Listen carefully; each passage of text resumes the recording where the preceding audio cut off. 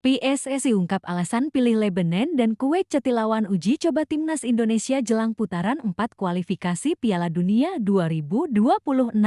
Timnas Indonesia sedang bersiap menghadapi tantangan besar di kancah sepak bola internasional. Untuk pertama kalinya sejak format baru kualifikasi Piala Dunia diterapkan, tim Garuda berhasil menembus putaran keempat kualifikasi Piala Dunia 2026 zona Asia. Ini pencapaian bersejarah, sekaligus tanggung jawab besar bagi PSSI untuk mempersiapkan tim sebaik mungkin. Salah satu langkah konkret persiapan adalah dengan menggelar 2 laga uji coba internasional. Lawannya, 2 tim Timur Tengah, Lebanon dan Kuwait. Kedua pertandingan ini rencananya akan dihelat di Surabaya, Jawa Timur, pada September mendatang, tepat sebelum jadwal resmi ronde 4 kualifikasi Piala Dunia 2026 dimulai. Alasan PSSI memilih Lebanon dan Kuwait.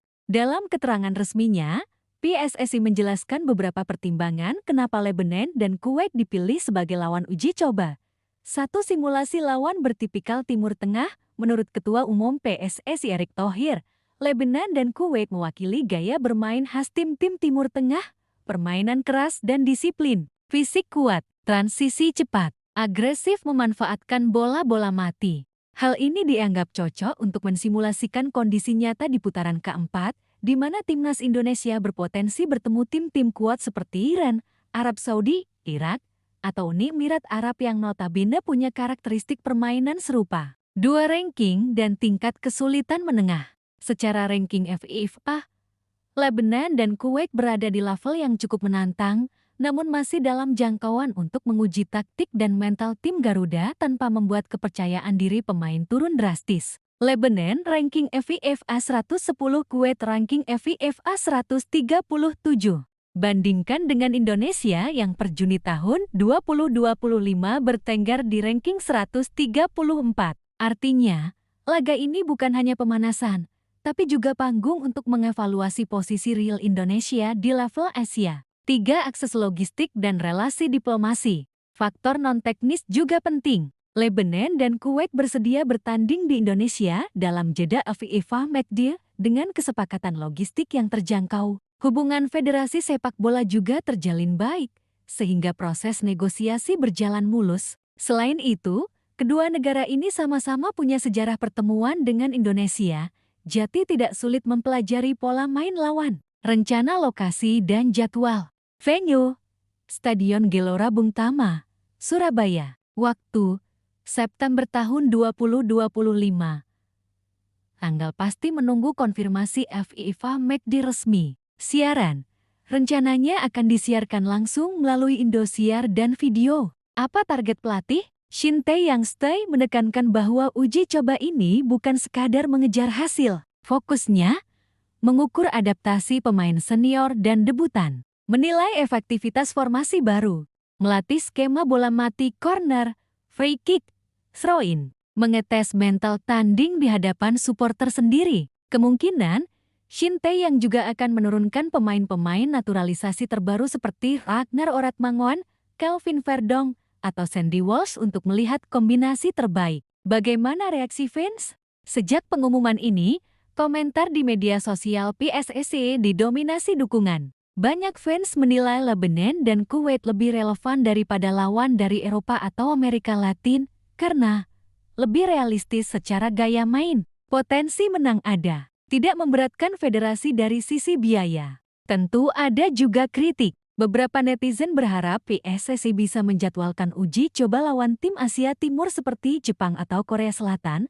agar pemain Garuda belajar menghadapi variasi gaya permainan. Namun, PSSI menegaskan jadwal padat dan prioritas adaptasi lawan Asia Barat jadi alasan kuat. Sekilas tentang putaran 4 kualifikasi Piala Dunia 2026. Putaran 4 zona Asia adalah fase penentuan. Tim-tim akan dibagi ke 2 grup dengan sistem home dan away. 2 tim teratas tiap grup otomatis lolos ke Piala Dunia ke 2026. Sementara peringkat ketiga dan keempat masih punya jalur playoff Asia. Bagi Indonesia, sejarah baru terbuka lebar, tapi level lawan juga naik drastis. Disinilah uji coba dengan Lebanon dan Kuwait jadi sangat krusial. Kesimpulan, Uji coba melawan Lebanon dan Kuwait adalah bagian dari strategi panjang PSSI membangun timnas yang tangguh di Asia. Lawan relevan, simulasi realistis, pemain diuji mentalnya. Harapannya, Garuda tidak sekadar mengejutkan di fase grup, tapi benar-benar jadi penantang serius untuk slot Piala Dunia ke-2026.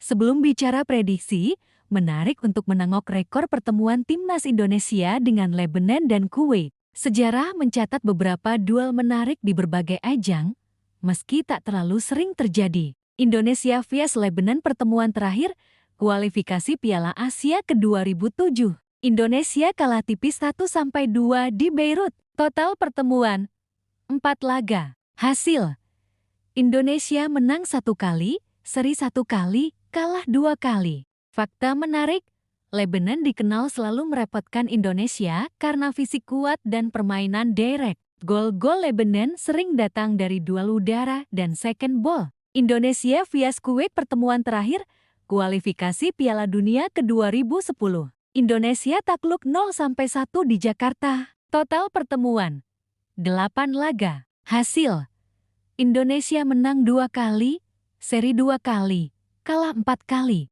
Fakta menarik, Kuwait punya catatan tandang cukup baik di Asia Tenggara. Permainan mereka cenderung sabar dan banyak bermain di area sayap. Profil lawan, Lebanon dan Kuwait. 1 Lebanon ranking of FIFA 110 pelatih, Miodrag Radulovic Montenegro pemain kunci, Hasan Mato kapten, striker, Basel Jradi gelandang, John Omari bek tengah naturalisasi Jerman.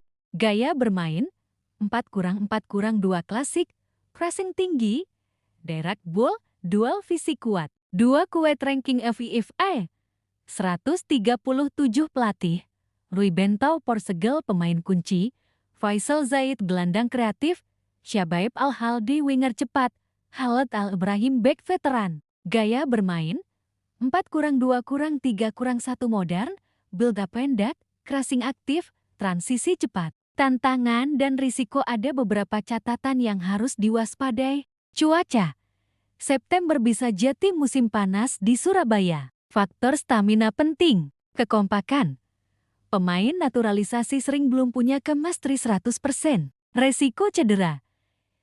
Jelang kualifikasi resmi, pemain diharapkan tidak mengalami cedera parah, kata pengamat dan legenda Bima Sakti ex-timnas. Langkah PSSI sudah tepat pilih Lebanon dan Kuwait. Ini lawan yang pas untuk uji fisik dan mental anak-anak Garuda. Yang penting pemain jangan cepat puas. Ponario Astaman komentator. Yang harus ditekankan Shin-Taeyong itu detail transisi bertahan. Lawan Arab selalu cepat counter. Kalau kita telat pressing, pasti kebobolan. Target dan prediksi skor.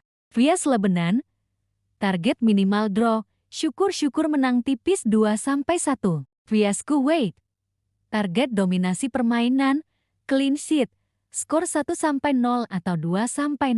PR utama, kompak dan efektif dari laga-laga sebelumnya, kelemahan Indonesia masih di area blunder passing area tengah. Terlalu sering melakukan pelanggaran tidak perlu. Crossing sering gagal dieksekusi akurat. Ini yang harus jadi fokus evaluasi Shin-Taeyong sebelum menghadapi Iran, Arab Saudi, atau Irak di putaran keempat nanti. Apa kata fans? Di jagat media sosial, perdebatan tetap ramai. Bagus lawan Lebanon dan Kuwait, tapi coba dong Korea Selatan atau Jepang juga biar bisa ngukur level Asia Timur. Gak usah main lawan Eropa, mending lawan yang gaya mainnya mirip Iran atau Irak biar latihan beneran. Semoga PSSI benar-benar menyiapkan pemain cadangan, soalnya rawan cedera FIFA match di dekat kualifikasi. Sobat Fakta, uji coba timnas Indonesia vs Lebanon dan Kuwait ini lebih dari sekadar laga persahabatan. Ini simulasi mental, fisik, dan strategi untuk misi besar. Lolos ke Piala Dunia ke-2026. Tentu tak akan mudah, tapi setiap detail langkah wajib diawasi. Terus dukung Garuda dengan cara positif, tonton, kritik, dan beri masukan. Di Cek Update, kami bakal terus mengulas hasil, formasi, rumor pemain, hingga update kualifikasi Piala Dunia secara faktual. Kalau kalian suka dengan pembahasan mendalam kayak gini, jangan lupa subscribe, nyalain lonceng, dan bagikan ke teman-teman kalian. Sampai jumpa di video analisis berikutnya. Stay factual, stay sharp hanya di Cek Faktaid. Salam Garuda!